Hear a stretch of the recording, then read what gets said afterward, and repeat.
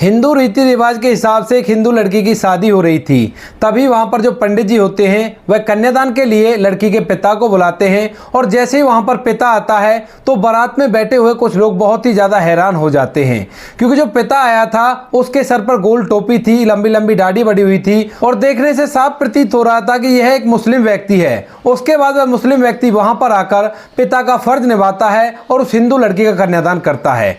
कौन था वह मुस्लिम व्यक्ति और किस वजह से वह हिंदू लड़की का कन्यादान कर रहा था, पूरी कहानी की सच्चाई जानने के लिए वीडियो को अंत तक जरूर देखें। मध्य प्रदेश में एक परिवार रहा करता है जिस परिवार के अंदर एक लड़की है जिसका नाम है कीर्ति।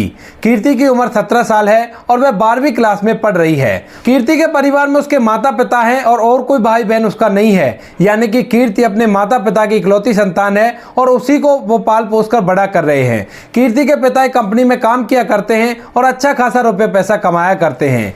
कीर्ति की माँ घर में रहकर घर को संभाला करती है और इसी तरह से खुशियों के साथ उनके समय व्यतीत हो रहा था। उनके पास एक गाड़ी भी थी। उस गाड़ी को उसके पिता अक्सर जब निकाला करते थे जब उन्हें कहीं बाहर जाना हुआ करता था या फिर माता पिता दोनों एक साथ शॉपिंग के लिए जाया करते थे।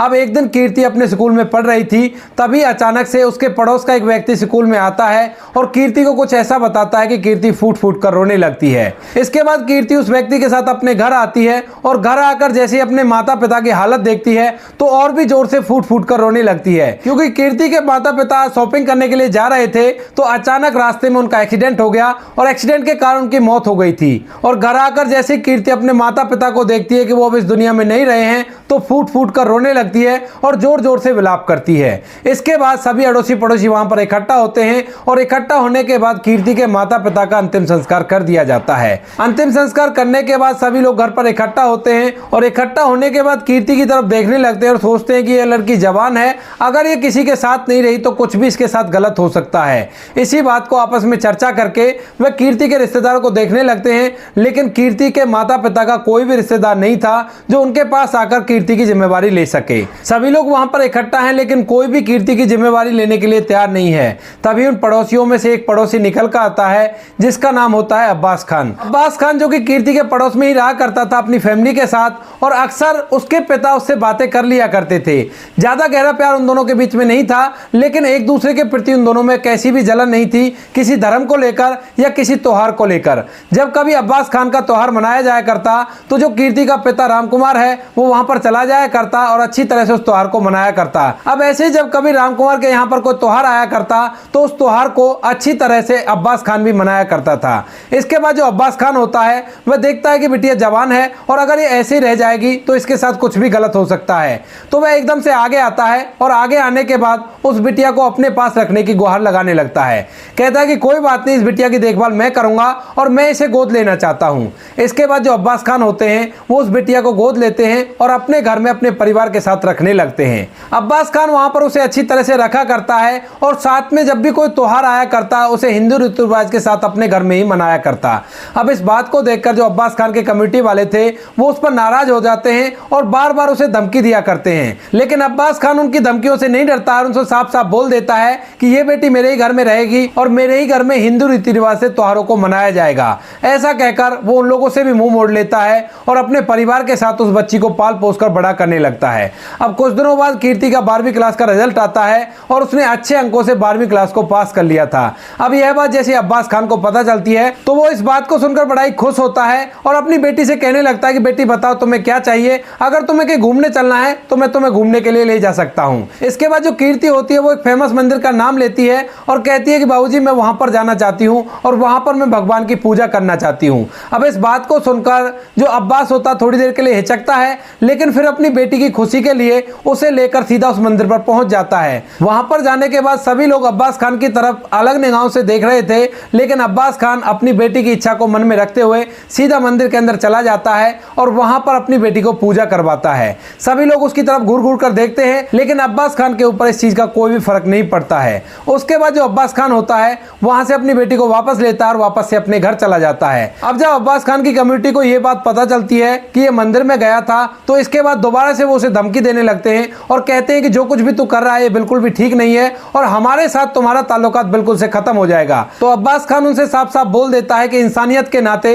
मुझे ये करना जरूरी है और मैं कर रहूंगा, आपसे जो होता हो वो कर लीजिए। इसके बाद धीरे धीरे समय बीतता है और समय के साथ साथ उस लड़की की पढ़ाई कॉलेज में होने लगती है। अब्बास खान के परिवार में उसकी पत्नी, उसका बेटा है और उनके रिश्तेदार भी कभी कभी उनसे इस बात के लिए मना किया करते हैं। जो अब्बास खान ने एक हिंदू लड़की को अपने घर पे रख रखा था और हिंदू त्योहारों को अपने घर पे मनाया करता था। इसके बाद जो अब्बास खान है अपनी पत्नी को समझाता है और कहता है कि हम किसी भी धर्म में बंटने से पहले एक इंसान है और इंसानियत का फर्ज हमें निभाना चाहिए। इस बात को सुनकर उसकी पत्नी की भी ये बात समझ में आ जाती है और उसके बच्चे भी इस बात को समझते हैं, क्योंकि उन्हें पता था कि वो लोग उनके साइड में ही रहा करते थे और अचानक से कीर्ति के सर से उसके माता पिता का साया उठ गया था और वह एक झटके में अनाथ हो गई थी। इसके बाद अब्बास खान कीर्ति को कॉलेज की एजुकेशन कराता है और वहां पर उसे पढ़ने के लिए भेजने लगता है। अब कॉलेज के अंदर जैसे ही ये बात कीर्ति के पता चलती है कि एक मुस्लिम घर से आया करती है और यहाँ पर हिंदू की तरह रहा करती है, तो उसके बाद कीर्ति को बहुत कुछ झेलना पड़ता है। लेकिन वो बार बार उन लोगों को समझा दिया करती और कहा करती कि ऐसा कुछ भी नहीं है,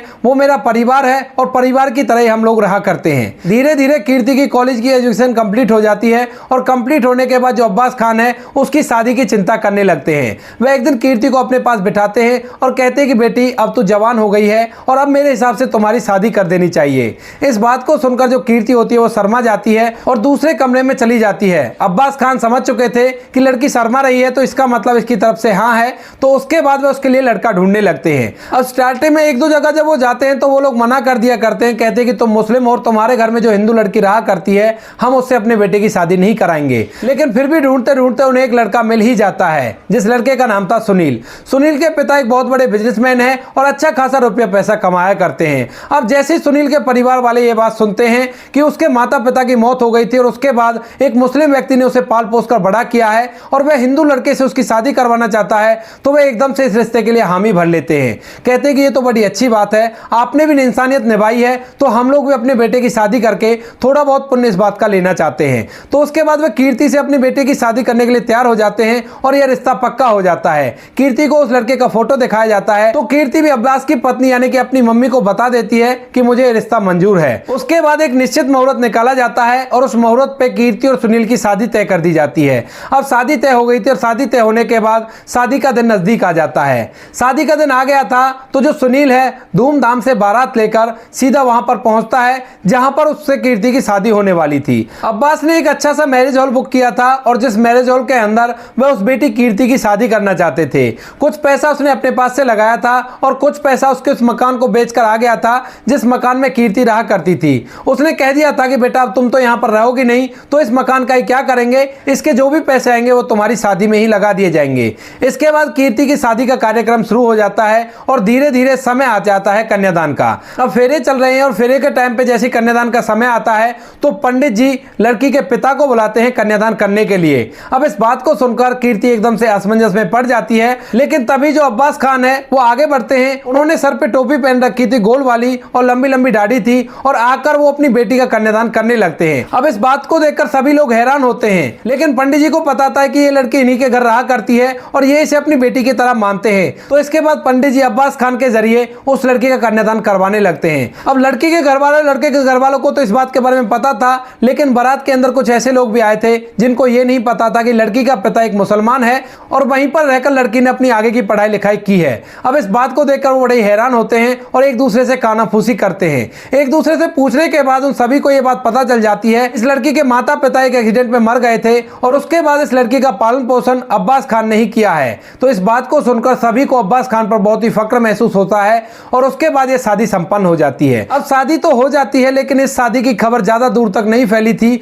वो इस परिवार के अंदर ही सिमट कर रह गई थी। अब इसके बाद कीर्ति शादी होने के बाद सुनील के घर पर जाती है और वहां पर सुनील के माता पिता और सुनील का अच्छे से ख्याल रखा करती है। जब कभी उसे टाइम मिला करता तो वह अब्बास खान के पास आया करती और वहां पर उनके साथ कुछ अच्छा समय व्यतीत किया करती। जब कभी उनके त्योहार हुआ करते हैं तो वो लोग भी कीर्ति को बुला लिया करते हैं और अपने त्योहारों को धूमधाम से मनाया करते हैं। इधर ऐसी कीर्ति किया करती है, जब भी उनके यहाँ पर कोई फंक्शन हुआ करता है या कोई त्योहार हुआ करता है तो वहां पर वो अब्बास खान और उसके पूरे परिवार को बुला लिया करती है और सभी त्योहारों को धूमधाम से मनाया करती है। अब ऐसे किसी फंक्शन में सुनील का एक दोस्त उनके घर पर आया था और वहां पर उस टाइम पर अब्बास चाचा उसकी फैमिली के साथ आए हुए थे। अब जैसे ही वो घर के अंदर आकर देखता है कि इतने सारे लोग यहाँ पर क्या कर रहे हैं, वो भी अलग धर्म के, तो वह उससे पूछने लगता है कि भाई ये कौन है और ये यहाँ पर क्या कर रहे हैं। तो उसके बाद जो सुनील होता है अपनी पत्नी की जिंदगी की पूरी कहानी अपने दोस्त को सुनाता है। अब इस कहानी को सुनकर जो सुनील का दोस्त था वह भी बड़ा ही हैरान होता है और गहरी सोच विचार में पड़ जाता है और अब्बास खान के लिए उसकी निगाहों में इज्जत और भी ज्यादा बढ़ जाती है। इसके बाद सुनील का दोस्त अब्बास खान के पास जाता है और एकदम से उनसे कहने लगता है कि क्या मैं आपके गले लग सकता हूं। तो अब्बास खान भी खुशी खुशी बोल देते हैं कि कोई बात नहीं, अगर आपको गले लगना है तो आप बेशक से लग सकते हो। इसके बाद वो उसको गले लगाता है और कहता है कि असली इंसानियत इसे कहते हैं। ऐसा कहकर वो वहां से चला गया था। तो फिर अब्बास खान सुनील से पूछने लगते हैं कि ये कौन था और ये ऐसा क्यों कहकर गया है। तो वह बता देता है कि इसको मैंने आपकी कहानी के बारे में बता दिया है कि आपने किस तरह से कीर्ति को पढ़ा लिखा कर इस काबिल बनाया और मुझसे उसकी शादी करा दी, तो इसी वजह से ऐसा कहकर चला गया था। दोनों परिवार एक दूसरे से मिलते जुलते रहा करते हैं और इसी तरह से हंसी खुशी समय व्यतीत हुआ करता है। अब जो लोग कभी अब्बास को धमकी दिया करते थे वही उसकी बड़ाई करते हैं और कहा करते कि इसे कहते हैं असली इंसान। तो दोस्तों ये थी कहानी एक हिंदू लड़की की जिसके माता पिता का एक्सीडेंट हो गया, लेकिन उसके बाद एक मुस्लिम व्यक्ति उसका गार्जियन बना और उसकी शादी धूमधाम से एक बड़े घर में करा दी। आप क्या कहना चाहते हो अब्बास खान के बारे में? आप क्या कहना चाहते हो कीर्ति के बारे में? आपकी जो भी राय कमेंट सेक्शन में लिख सकते हो, लोगों के साथ शेयर कर सकते हो। बाकी दोस्तों वीडियो अगर अच्छा लगा तो वीडियो को लाइक और चैनल को सब्सक्राइब जरूर करें ताकि हमें थोड़ा बहुत हौसला मिले आप लोगों के लिए ऐसे अच्छे अच्छे वीडियो बनाने के लिए। इन कहानियों को सुनाने का उद्देश्य किसी को परेशान करना बिल्कुल भी नहीं है। यह कहानी आपको इसलिए सुनाई जाती है ताकि आप लोग इन कहानियों में से कुछ ना कुछ सीख सको और अपने जीवन में उस चीज को अप्लाई कर सको। बाकी मिलते हैं किसी नेक्स्ट वीडियो नए टॉपिक के साथ, तब तक के लिए जय हिंद, जय भारत, जय हिंदुस्तान।